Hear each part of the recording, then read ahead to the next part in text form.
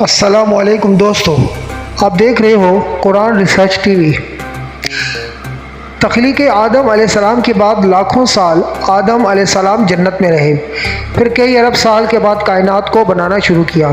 18 ارب سال کے عرصے میں آدم علیہ السلام کو زمین پر بھیجا گیا، یعنی ہماری کائنات کو 18 ارب سال پہلے وجود میں لایا گیا۔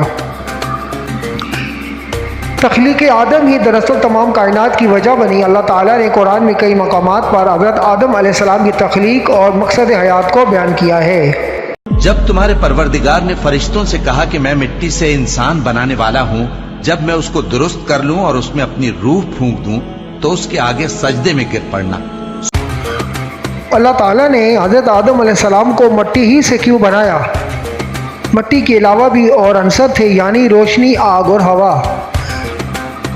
کیا صرف آدم علیہ السلام ہی کو مٹی سے بنایا یا پھر تمام بنی نے انسان کو بھی مٹی سے پیدا کیا؟ پھر اللہ تعالیٰ نے قرآن مجید میں کئی مقامات پر یہ بھی فرمایا ہے کہ ہم نے انسان کو نطفے سے پیدا کیا ہے۔ کیا انسانی نطفہ مٹی سے بنا ہے؟ نطفہ اور مٹی کا کیا تعلق بنتا ہے؟ آئیے ناظرین ان سوالات کے جوابات کو ڈھونڈنے کی کوشش کرتے ہیں، مگر ہمارے وہ ناظرین جو پہلی دفعہ ہمارا چینل دیکھ رہے ہیں، ہماری چینل کو سبسکرائب کریں تاکہ آئندہ بھی نئی تحقیق شدہ ویڈیو آپ کو مل سکے۔ قرآن پاک میں اللہ تعالیٰ کا ارشاد پاک ہے، بسم اللہ الرحمن الرحیم، شروع اللہ کے نام سے جو بڑا مہربان نہایت رحم والا ہے۔ والسماء والطارق وما ادراک ما الطارق النجم الثاقب۔ آسمان اور رات کے وقت آنے والے کی قسم، اور تم کو کیا معلوم کہ رات کے وقت آنے والا کیا ہے؟ وہ تارا ہے چمکنے والا۔ ان کل نفس لما علیہا حافظ فلینظر الانسان مما خلق خلق من ماء دافق يخرج من بين الصلب والترائب۔ کہ کوئی متنفس نہیں جس پر نگہبان مقرر نہیں، تو انسان کو دیکھنا چاہیے کہ وہ کاہے سے پیدا ہوا ہے۔ وہ اچھلتے ہوئے پانی سے پیدا ہوا ہے جو پیٹھ اور سینے کے بیچ میں سے نکلتا ہے۔ آئیے ناظرین میڈیکل سائنس کے حوالے سے اس آیت کے ترجمے کی تشریح کرنے کی کوشش کرتے ہیں۔ انسانی نطفہ یا تخلیق انسان کے لیے مرد و عورت کا باہمی تعلق ہونا ضروری ہے۔ مرد اسپرم بناتا ہے اور یہ اسپرم عورت کے بیضادانی میں وجود انڈے میں گھس کر فرٹیلائزر کرتا ہے اور یوں 4 ماہ کے اندر اندر ایک انسانی شکل وجود میں آتی ہے۔ یہ نطفہ مرد کی ریڑھ کی ہڈی سے ہوتا ہوا ٹیسٹس میں آتا ہے۔ دراصل نطفہ بنتے ہی ریڑھ کی ہڈی کے سب سے نچلے والے ورٹیبرٹ کالم میں۔ انسان کا خلیہ جس کی جسامت محض 15 مکعب مائکرو میٹر جبکہ نطفہ 18 سے 19 مکعب مائکرو میٹر ہوتا ہے۔ ڈی این اے اور آر این اے کے خلیے 6 مکعب مائکرو میٹر سے لے کر 9 مکعب مائکرو میٹر تک ہوتے ہیں۔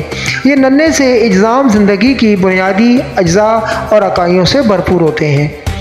جینیٹک انجینئرنگ کی دنیا میں اس وقت ایک تہلکہ مچا جب انسانی کروموسوم میں جین کی دریافت ہوئی۔ 1982 کے شروع میں سائنسدانوں نے جین کی بھی بنیادی اکائی دریافت کر لی تھی جس کو جینم کا نام دیا جاتا ہے۔ اللہ نے وضاحت سے ارشاد فرما دیا ہے کہ ہم نے انسان کو مٹی سے پیدا کیا ہے۔ حضرت آدم علیہ السلام کو مٹی سے بنایا، پھر دیگر انسانوں کو کروموسوم سے کس طرح وجود میں آئے؟ ناظرین انسان سبزی خور ہے اور حلال جانور بھی سبزی خور ہیں۔ انسان نباتات کھاتا ہے جن کے اجزاء میں شامل carbon, hydrogen, nitrogen, sulphur, phosphorus, calcium اور وٹامن ہیں۔ انسان حلال جانوروں کا دودھ پیتا ہے اور گوشت کھاتا ہے۔ ان کے جسم میں پائے جانے والے اجزاء انسانی جسم میں منتقل ہوتے ہیں۔